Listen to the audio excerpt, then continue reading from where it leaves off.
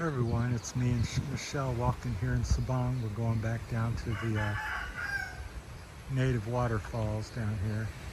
See if we can get in. We've been a resident here, and one of the people we rent from said that was okay. Just tell them that and we can get in. You don't have to pay because any residents get in for free. So it was nice to hear, because otherwise it's 300 peso, well 150 peso per person typically to get in.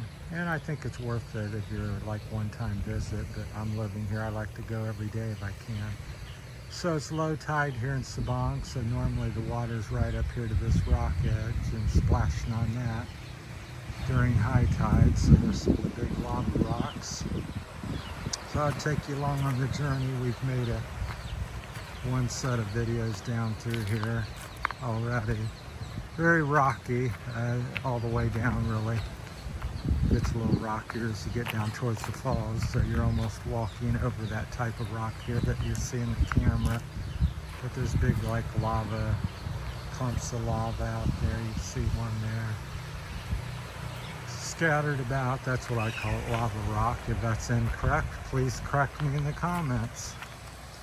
Then on the left side there's a few native homes, and the rest of it's I call it jungle, Philippine jungle here in Palawan. So that's where we're at on the island of Palawan in Sabang. It's kind of a tourist fishing village, probably 50-50. Although I think the tourist drive is what drives the community here the most. There's a Chinese house down here, and they apparently, I don't know, they must bring a boatload or something of, I don't know how they get the food back here. Maybe a truck, possibly. But they hand out food. I think they've been doing it every Thursday. So first I heard about it was last Thursday, and they're going to hand out food tomorrow.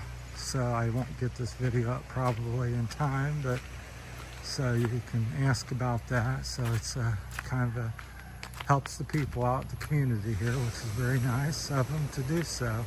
I've never met them. I'll show the house here, hopefully, if we get to it before I run out of time. So there's a little place that's cool. It's like well, it says it's a resort. I was gonna say it's like a resort. It is a resort. So neat sign. Oh, looks like hand painted.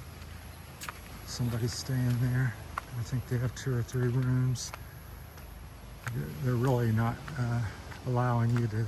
I've seen several signs where they're not wanting any development down here, at least from the locals. So they say no building and need permit or thing. Here's an older place, like a foundation of something that once was. So I think the typhoon, one of the typhoons, maybe Odell or something, took some of these places out because they face the ocean and they're not very well sheltered here. So we're right around the corner. We'll be coming up to the Chinese house here shortly. Next, bear with me a minute or two. But yeah, it's pretty nice. Somebody said, oh, swim here. I said I'd be a little nervous about swimming around all them rocks and stuff, because there's some, today's not too bad with the waves, but you get some big waves pummel over you, and if your footing's not too good like me, I'm not so secure here. I'm gonna get some dog barking here as usual. These are like old pillars of something, I assume. There's several here, so looks like a foundation to something. But I'm sure people figured out that there's the dogs on cue. Most of them's pretty friendly.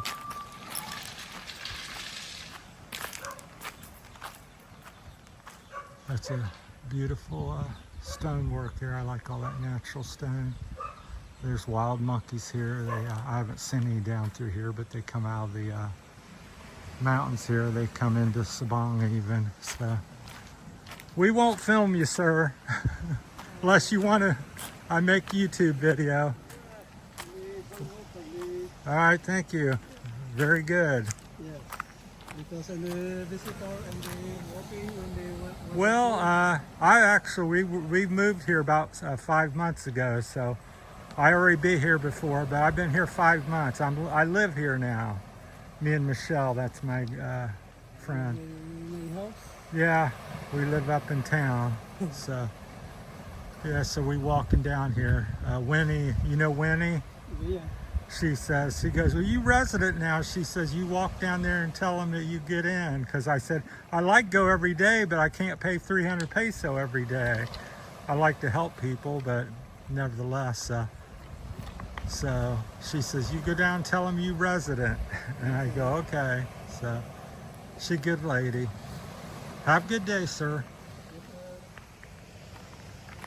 He's taking a bucket up here and dumping it on the trail to kind of smooth out the bigger rocks, kind of packing it in. That's usually interaction. We're talking, bring up that vlogging incident with that Russian vlogger, abusing the public wherever he was, and that's kind of kicked off a thing against anybody with any recording device, and you're not allowed to supposedly film people without permission, and you got to block them out and do all these things. Supposedly it's really quite impossible for most people to do that. And so then of course one of the things was, oh, you're making money on somebody. Like, I'm making money on that gentleman. Where people are tuning in to mostly see is probably this house in the ocean, not somebody I happen to meet on the trail. And he's people, I find 98%, 99% of the people here have no problem with you filming them. So it's not people complaining. There's a few people, and of course there's a few people that are vloggers that are ruining, act up and don't behave well. My thing is always, somebody acting full, they get caught, they get punished. But I think, why it's like many people die. I'll give you an example, like people die in the accidents and stuff in cars, but you don't ban all the cars. But if somebody's driving over the speed limit or driving an unsafe car, you pull them over, give them a ticket, confiscate the car, or whatever you need to do. You punish that person. You don't go say, well, we're going to ban all the cars because one person was driving foolishly. So, like anything there is in the world, there's somebody that's going to, a lot of people's going to use it wisely and as it should be used, and there's going to be a few that don't. So it's sprinkled a little bit. I don't think it'll do much, but it's humid, probably about 3 o'clock. I forget what day. I think I said what day it was. It's Wednesday. So it's July, I think what day is it? July the 18th? Or something like that. July 15th, I think. They call it the 15th. But this is where the Chinese house, this is a Chinaman.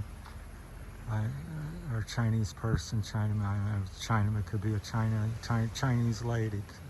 I assume it's a family. But they have a beautiful place and do a nice job with it. It's very well landscaped and manicured. And this is where they hand out the food. So they'll be doing that tomorrow on Thursday. So very beautiful. So that's that on that. So we'll make a few videos down through here. I think we're coming up to the native place where you enter the, this is where they typically charge you if you're going to the falls. So I'm not going to make a video right here at the thing, so kind of wrap this one up and start one as we get in, because we want to talk to them about us being a resident here and waiving the fee. So we won't film that part.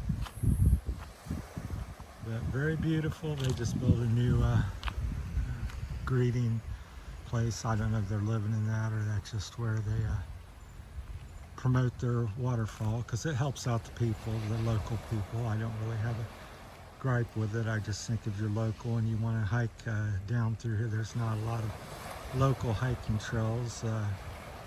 This is one of the few, or really the only one in Sabang. One of the few that I'm aware of. And to pay 300 pesos every day when you go out, it's expensive when you're here.